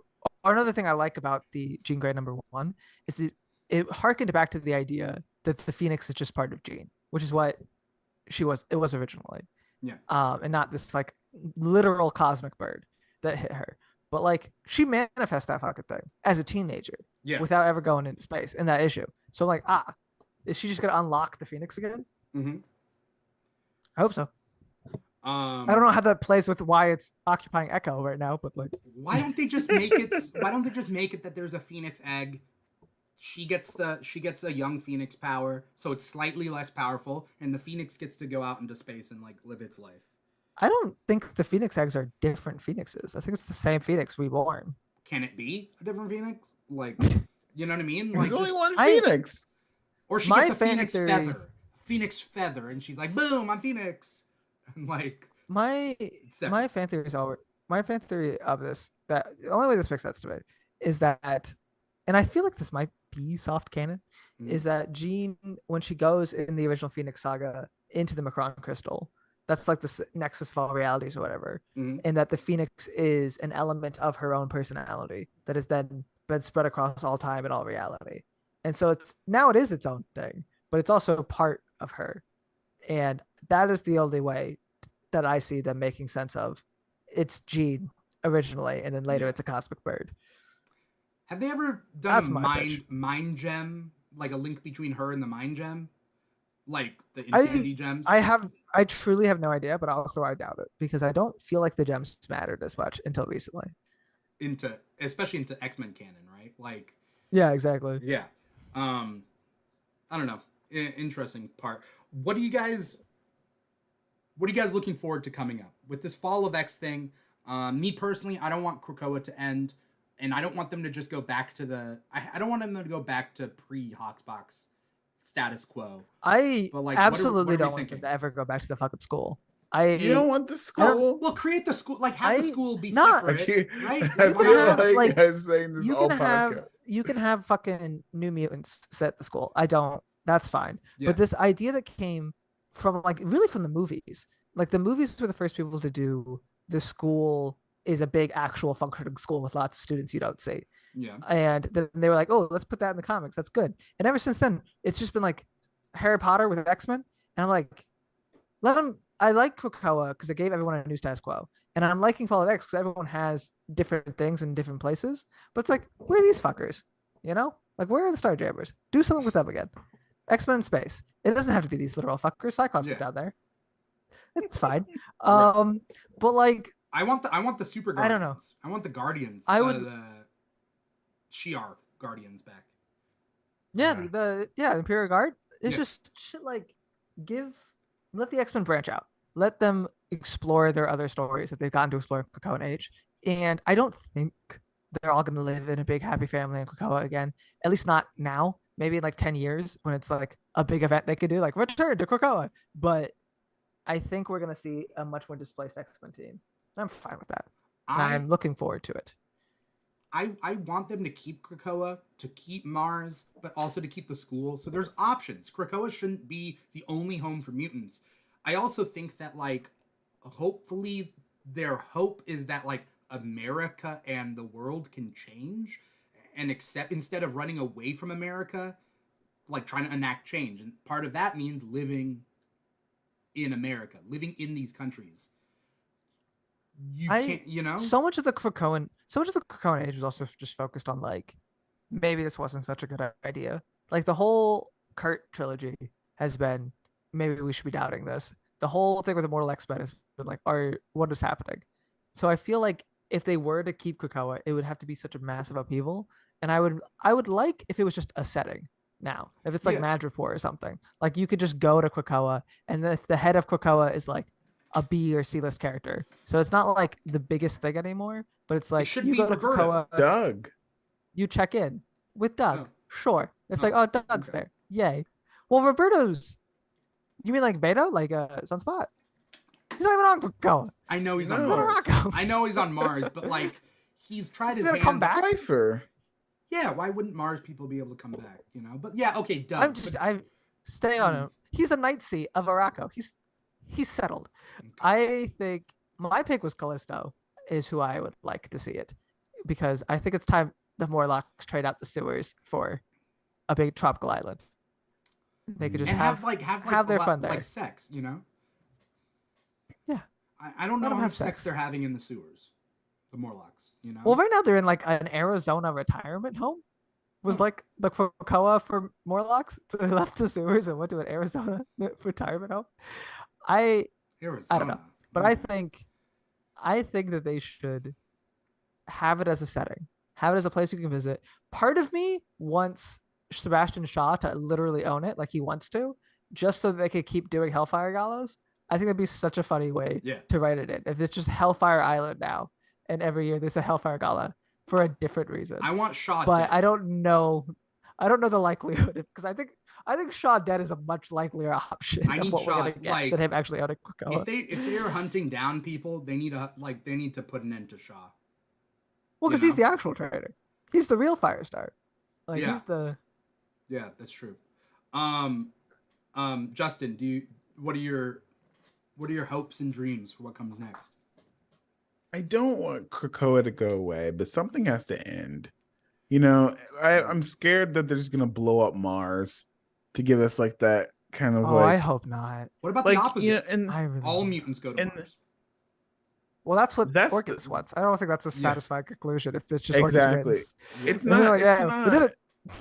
Yeah, that's not what I want either. Uh, I'm scared that the solution is going to be, instead of blowing up Krakoa, they end the Mars Iraqi situation. ugh. And then we have like a I- Genosha, and it's like, oh, we're so sad that we lost Mars. All this stuff. I'm really you know? sad about that. I'm really worried about that too because I think the Iraqi pose an interesting like editorial problem where you introduce all these characters that are like beyond powerful and interesting, and I would love them to stick around forever. I like that some of the Iraqi became like just space pirates. That's fine. If we could just migrate them all to space piracy, I'm okay with it. Yeah. But The it's thing like, about the Iraqi please don't kill them people, all. It's like they serve they cause the same problems that the Morlocks do. It's Yep. just that their very existence kind of like proves the X-Men wrong. Yep. And Iraqi kind of does that problem, you know, in like it's in a way that like I think that's when they're gonna either blow up the Iraqi people, et cetera, et cetera. But By the way, I sorry, don't- I just want to throw in something real quick. Is that we have the I say Araco and Araki just to differentiate us from it's Iraqi. Iraq and Iraqi. So then when Yeah, we it in sounds real like you're life, Iraqi. so bombing 100%. the Iraqi people sounds like you're Oh, bombing the people of Iraq in real No. life, the real life country. So that's The why Mars I say mutants. I'm Araco so and sorry. Araki. But that's a me thing, and I don't think anyone else is doing that. But it sounds Oh, so no. way too similar. No, I've noticed. I've had to make a lot of videos recently about Araco, and I've noticed the issue with the term Iraqi. I was Yeah. like, I put the Okay. emphasis on the Oh, like the no. Araco. The Araco, Araki. But that's me personally. Anyway, So, continue talking about how you would bomb the Araki, the Iraqi people. I think the next stage of this, Yes. if I were writing this, which I'm not, Yes. never will. I think the I next don't believe stage. him. He is writing it. That was a fake out. What? I am not the real Firestar. No. I think the next step. I would love War of X. You know, like really, like blow this thing up. Like, what if Krakoa goes to war with Latveria? I think that'd be fun. I don't know if I'd care about that as much because I don't think there's another country outside of Wakanda, and I don't want them to fight Wakanda that has the amount of characters I'd care about. Because it'd be like Krakoa versus Latveria is just Krakoa versus Doom plus strangers. What about Yeah, America? but- like- Atlantis? Make it, oh my gosh, and then people have to choose their side. Like, of course, the Avengers want to choose X-Men, but America Alpha Flight versus goes Krakoa. with Doom. Oh my gosh, here's the title: World War X. I don't know. This is getting Civil War-y. and I was Well, not a World fan War of X Civil actually War. Blow it sounds up. kind of. It plays around with the X thing that they do. Like, what number is X? Right? Like World War X. X is a number. X is. I think that's the next. If I were writing it, Nikhil would not be I- happy with it though. But I would not be happy. I don't like whenever it's like, here's the reason all these heroes are fighting each other. One of the reasons I really love Judgment Day is they pitched it as Avengers versus X-Men versus Eternals, and it wasn't that. And Yeah. I was like, fantastic. Yeah. I was so scared this was just gonna be a random fight thing, but and then But beat you, I 'em up. do- you wanted X of I- Swords to be Mortal Kombat. no, I love Oh, X Swords. was that wasn't Mortal Justin? Kombat. No, I thought it was fun. I Oh. thought it was fun, Okay. but I know a lot of people were expecting like fight to the death. Yeah. No, that's the other reason I like X of Swords. Is they're like, Okay. yeah, we'll do it the fun way. But I don't know. I feel like Araco is gonna be relatively safe because it seems kind of like editorial wise, like separate. It was also Like, decimated by Uranus. I understand- already. I understand, like in universe, it's part of the whole Orcus plan to keep Storm away from the Hellfire Gala. But like written wise, the Civil War of Araco does not seem to have much to do with what the normal mutants are going through. And I'm hoping as long as we keep Araco's like a different sphere of existence, like X-Men in space is just now a thing, Yeah. that we'll get to keep it. And it won't have to necessarily fit in with the status quo of X-Men on Earth. Yeah. Mm. That's my hope. I don't know how likely it is because you make a wonderful point, about their similarity to the Morlocks, and they did kill the Morlocks to get out of that. And I hope they've learned their lesson. But the other thing that gives me also assurance is like they mentioned that, like they mention that Storm is once again Queen of the Morlocks or something at some point. So like they're drawing that connection. Hopefully this doesn't mean Storm is once again Queen of the Morlocks, just like last time they're all going to die. And then they all That's die. hopefully that's not the point, Yeah. but Because we'll it's see. like it's just like it unfortunately creates such a big problem because these are very interesting, very powerful mutants. What do you do with them if they're not X-Men? You know, like what besides like having their own separate story? Like I love that. I also have a theory that sometimes you like to throw titles at Storm, and like Storm is Queen of the Morlocks over there. You know Yeah. what I mean? Well, Like, that's the whole like issue. That's why I think we're having the Civil War is like she was Queen of the Morlocks and then never fucking dealt with the Morlocks like ever. Yeah. And now she's Queen of the Araco. So she's like, I'm going to actually be a presence here. Yeah. And now someone showed up, is like, I want to kill them all. And she's like, well, fuck. Well, hold on. This time I'm gonna stop you. Yeah. I'm curious if instead of blowing them up, they'll all go back to Ameth. That I mean, it's an easy write-off. Yeah. It is. It's just like the people from the other dimension went back to the other dimension. I mean, yeah. eventually. And some stay. I wouldn't Some find would that stay. satisfying, but Some would also stay, like right? you have an eyeball. You have an eyeball that just like makes things not exist. Like Yeah. these characters are insanity. Yeah. I don't know. I don't know what we're gonna do with Yeah. them going forward. Before we close, Also, I feel yeah. like. Oh, go ahead. No, I Sorry. was just gonna say You're before we closing close out. up the episode, but we don't. Whatever. But I just think it was funny in the recent X-Men Red. They were like, "Oh, this guy is like a cannonball of sorts, and he's just like a rocket, and like whatever." And then he just gets taken out and he dies. Like they built the him up. second after like- the second after that they were like, he is completely invulnerable. right. Then he's not. But then what's her clearly name? because he gets Found the weak shot spot. Yeah. and die. What's Which her is name? like Iska, man. Iska. Iska the Unbeaten. Yeah. She's the most cracked character they've ever made. Like, I don't understand how you create a character where the whole point is they can't ever lose, and don't think that's going to be a terrible, I love terrible the thing to wrestle sunspot with thing in a with few her. years. I love. Oh the yeah, where he like makes a Tricked her. bet. Yeah. That was so Just- good. Well, the thing is, like, anyone could do stuff like that all the time. Like, she's got the most absurd power.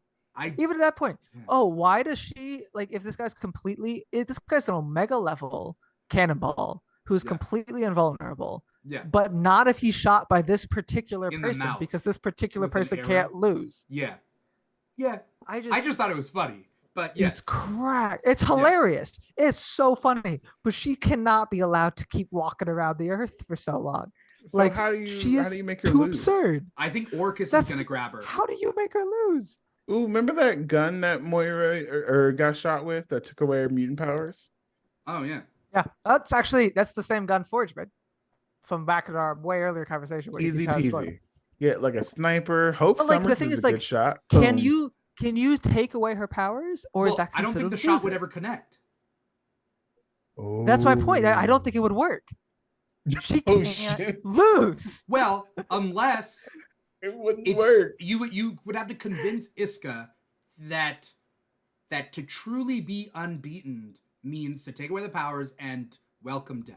Like you'd have to, you know what I mean? Like you'd have to. That's you have to do a psychological thing where like somehow they trick Iska into thinking that the way to win is to become a human, and then she Yeah. becomes a human and they shoot her. Like that's the only way out. Yeah. And it's Mm. I don't know, but she's so cracked to care. Every time she shows up, I'm like, what is this fucking person gonna Yeah. do with this issue? Because she can do whatever she fucking wants. Yeah. She can't lose. There's a lot that's you know coming out with Fall of X and like things to look forward to. I'm digging what's going on right now, and I'm also very appreciative that I'm able to be here on this podcast talking with you guys about it because Absolutely. Talking comics, finding people you can talk comics with, you know, it's rare. And it's a little bit less rare now that TikTok has connected all of us and podcasts and all that stuff. So True you know, story. thanks for True being a part story. of this. Thank you everybody What? out there for. Oh, were you gonna say something? No, sorry, my green screen just like only showed Corsair's face for a second, and I was confused. That's all right. Thank you everybody out there for watching and or listening. Shout out to Fishboy67 and the Purple Trainer and Angry Ghost 3 and Meatloafers 14 and Wednesday Pull. Thank you to everybody out there. If you guys are able to click follow, doesn't cost you a thing. Follow us on twitch.tv/The Keeg Show. Definitely follow Nikhil and Justin on their social media, which we'll get into in split sec. Follow us, on social media at The Keeg Show on TikTok and Instagram.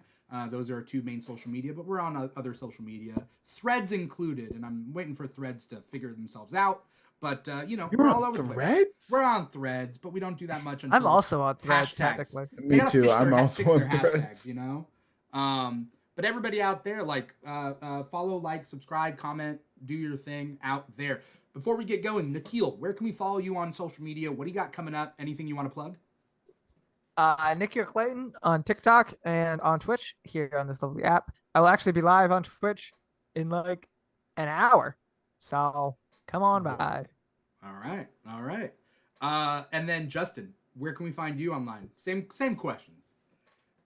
You can find the totally not X-Trader at Freddy's Roommate wherever toys are sold on Twitter, Instagram, and on TikTok.